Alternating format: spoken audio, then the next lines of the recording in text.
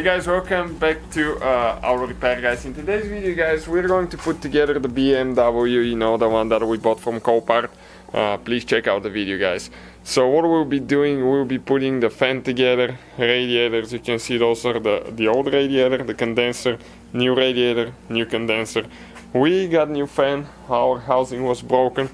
Also, after that, okay, let me show you what we purchased. Video will be coming towards the end. How much we spent for all the parts and things like that. You can see radiator support is completely smashed. We got new radiator support. It's like super affordable. Okay, and now we'll start transferring things and putting it together, see if it's going to run and drive soon. Okay, so you can see you have to have that side mount that connects the condenser and the radiator. Okay, there is a notch or something like that it goes in, so it can lock in place. And after that there is only one screw on the top holding it together. Okay, so it's all the way in. Now we're going to install, okay, one screw there, and on this side it will be ready to go. It's pretty cool design, whoever thought about that. We have a very important video, guys, which drain plug you should use if you have automatic or manual transmission. Otherwise you can say goodbye to your transmission. So we installed the fan on the radiators now. He has two notches on the bottom and it locks right here. And let me show you on this side, it locks over here. Okay, and ours is aftermarket fan, so we had to modify it a little bit. We had to cut a little bit the notch because it didn't go all the way in, and after that just installing one screw on top. Okay, so now we are ready to start installing the hoses. This is coming from the transmission cooler right there. It goes on the very bottom, very important hose. That's for automatic transmission. If you have manual, I think this hose is not there at all.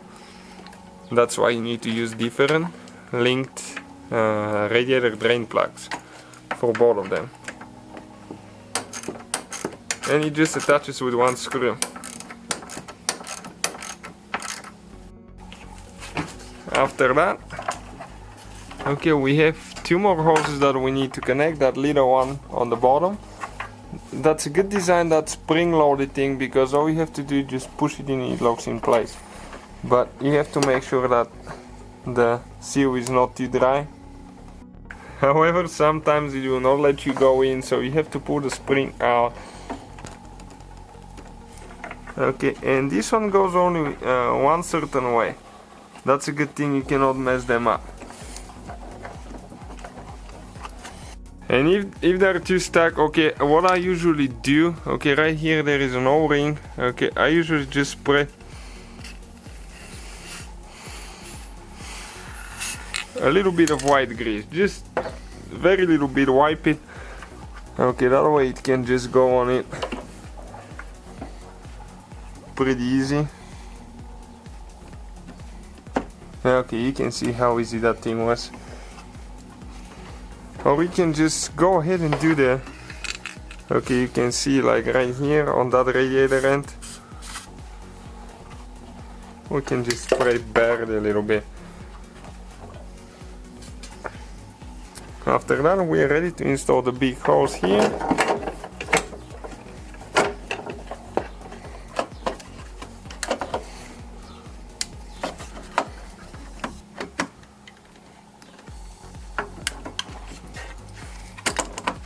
Okay, we thought it went in all the way, but it didn't. Okay, perfect. So we have a few more hoses to connect here. We had to purchase one new one because ours was broken. We replaced that one already, so we're going just to grease those ends quick so we can actually we can push it on the radiator, and there is one on the bottom there. And this is the new hose that we purchased, guys. Okay, this one right here. It's very important not to break that little piece, because that little piece, okay, is the one that goes towards the coolant reservoir there. So we'll connect the bottom one first. Okay, make sure it's all the way in.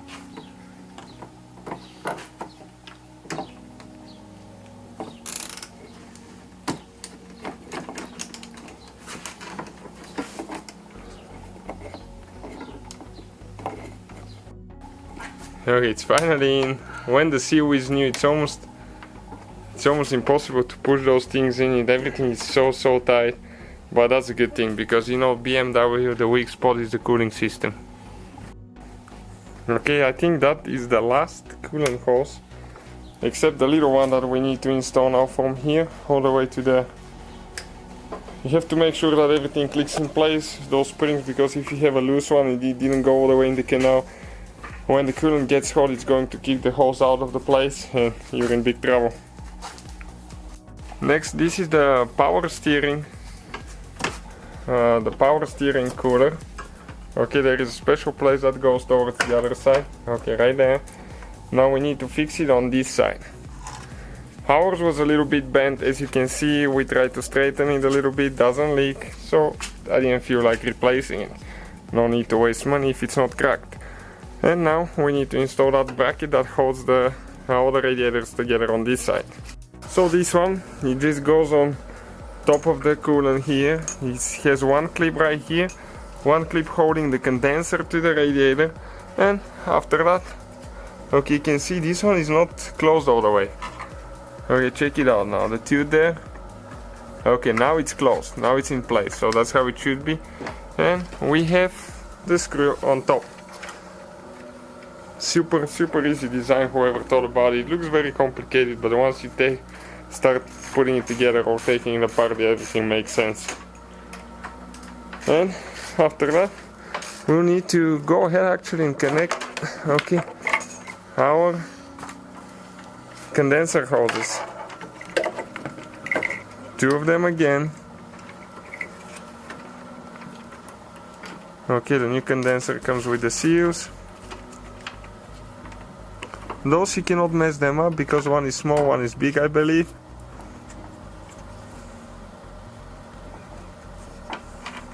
Okay, the one on the bottom. Okay, he went in now. Just to make sure that everything is lining up. And after that we're going to install the top one. Getting those tight now. And after that we need to connect the temperature sensor right there. I believe it's a temperature sensor.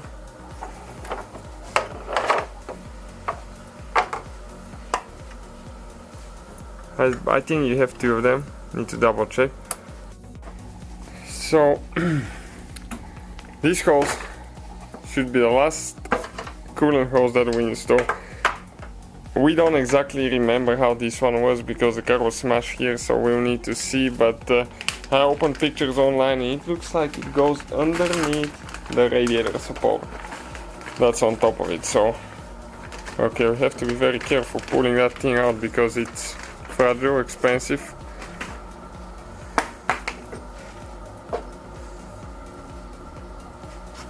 And the springs are pretty tight on those new hoses. You can see it has to go all the way from here around the radiator and it needs to plug in there. My plan is we ordered a water pump as well because it has electric water pump and thermostat, so videos will be coming soon on that, on replacement. But we want to put it together, and this is because we want to show you how it's done with the car being put together. We'll need to find a clamp, hose clamp, because we don't have one now. So you can see we put the radiator support on top. Everything fits really good. There was absolutely no frame damage to the car, so everything is lining up super nice. Right here we transfer the clips from the other support. This one is the one for the wires and the hose, I believe. Okay, for the little hose here. So everything's super nice. We need to install the bolts, we need to install everything, but we need to transfer everything from the old radiator support to the new one. And one thing, okay, is the temperature sensor, the one that tells you inside the vehicle on the dash what temperature is outside. It's very important, I think, on the BMW because it's part of the fuel injection system as well. So if you have this one missing, you might even get an engine light on.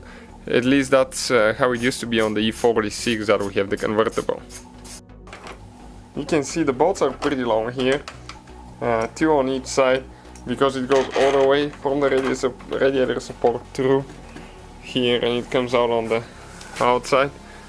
Okay, you can see the welded nuts on the bottom, and we'll get those tied with 10mm, and after that we'll install 2 on the other side. We have those retainers for the radiator. Okay, they hold the radiator in place right here. We need to screw them on. You can see ours are a little bit broken on top. Okay, let me focus, but I think it's going to work out. If not, those are super inexpensive. I'll order some and replace them later. It's very easy.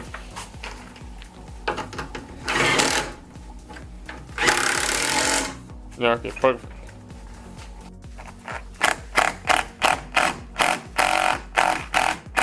Okay, right there. You can actually see on the inside if everything's lining up as it should. Then we have this one here.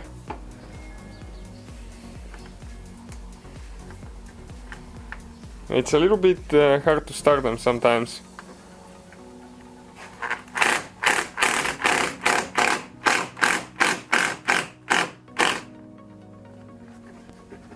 Okay, perfect. We're ready to install the new crash support as well. And after that, we can start routing all the cables, wires and things like that.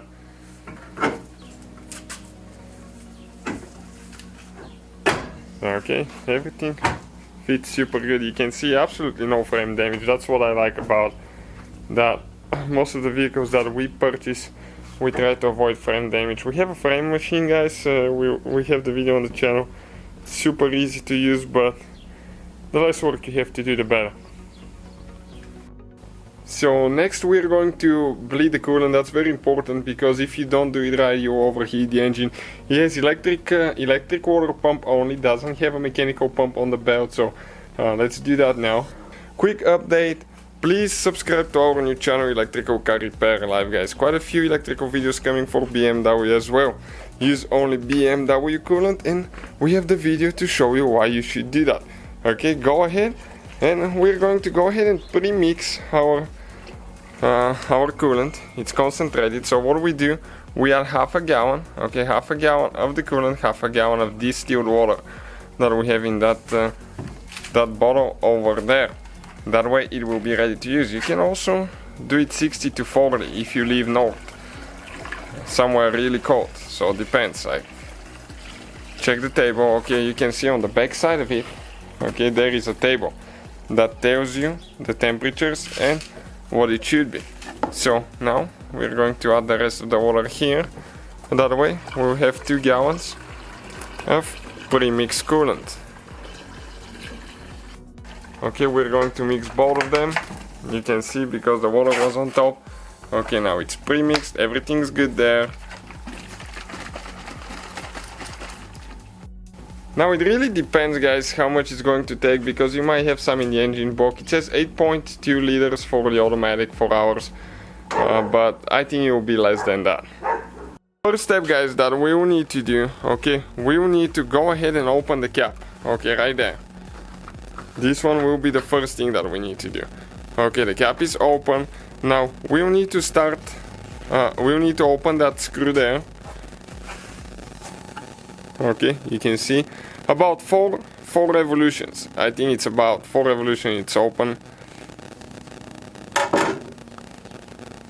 We'll try maybe even a little bit more later, and we'll start adding coolant, guys. The whole procedure takes about 12-15 minutes, and we'll show you why. And even after you guys do that, you still need to let your car idle until it gets at normal operating temperature to make sure it doesn't overheat before we drive it on the highway. Okay, we can open the screw even a little bit more if we need to, I think, so we can get the air out of it faster. I know some people actually remove that thing all the way. It really depends how you guys do it. Okay, you can hear that sizzle sound. This is the air out of the screw. What we are going to do, we'll go ahead, okay, close it now. Okay, we're going to put the cap on it and we're going to close the screw as well. Both of them. You need to get the cap tight all the way.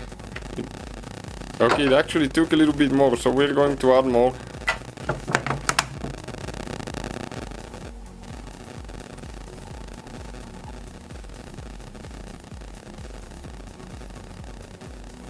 And it might take you some time, so wait for it and do it again. Okay, it's all the way to the top. Okay, let's open again, okay, the screw, just to make sure that it doesn't have any air in the screw. Oh, you can see because the air came out. Now, leave the screw open and we'll add more until it comes to the top. Telling you, it's a long procedure, but you have to do it correct, otherwise, okay, take your time, you might overheat the engine. Okay, now it is to the top. We'll close the screw now.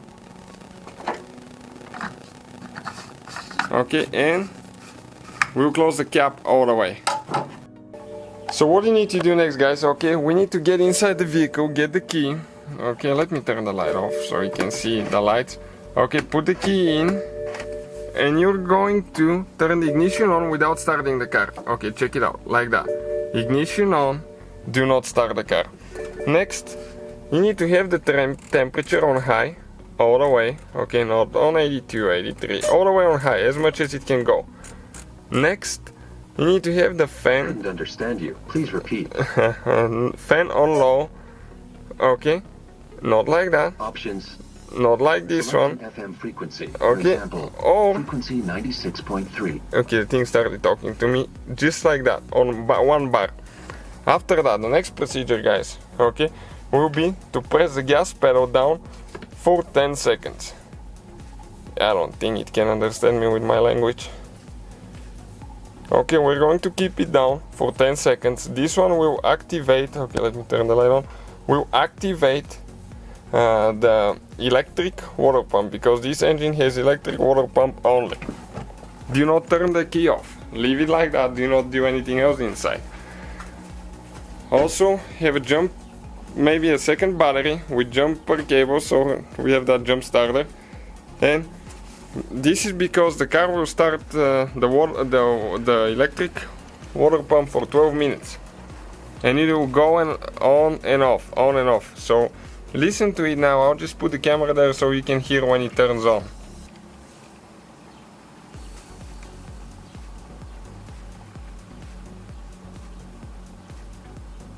Okay, it should be any minute now.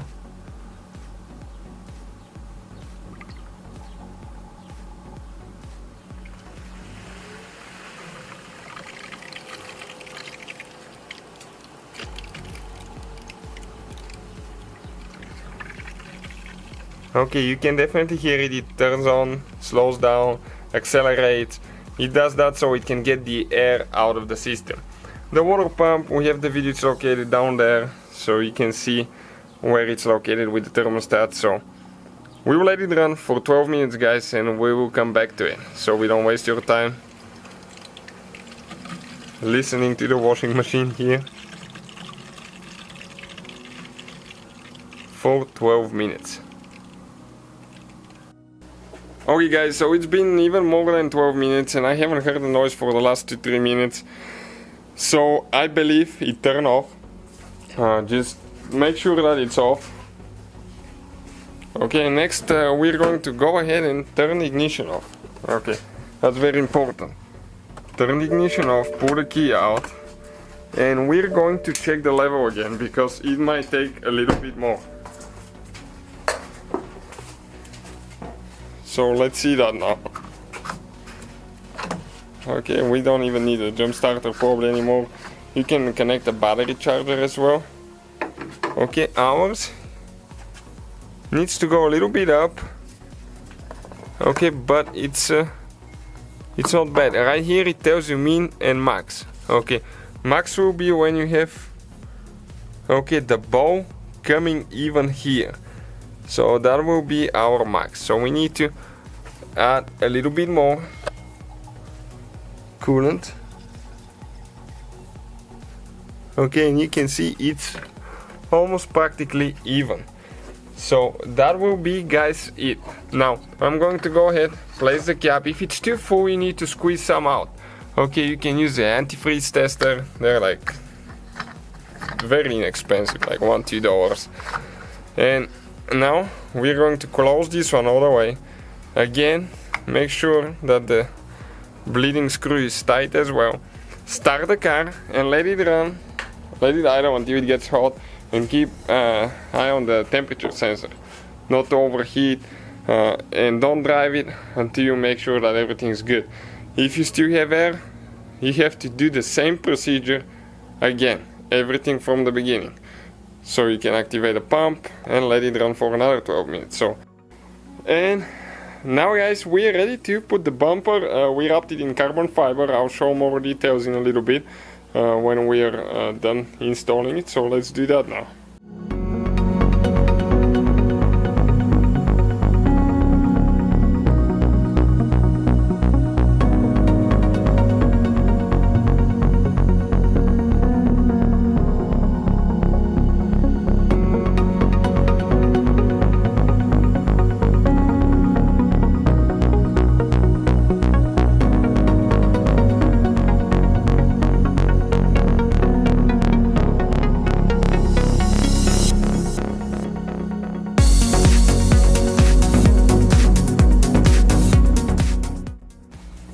So this is it, guys. This is the finished result. You can see everything installed. Everything fits real nice, real good.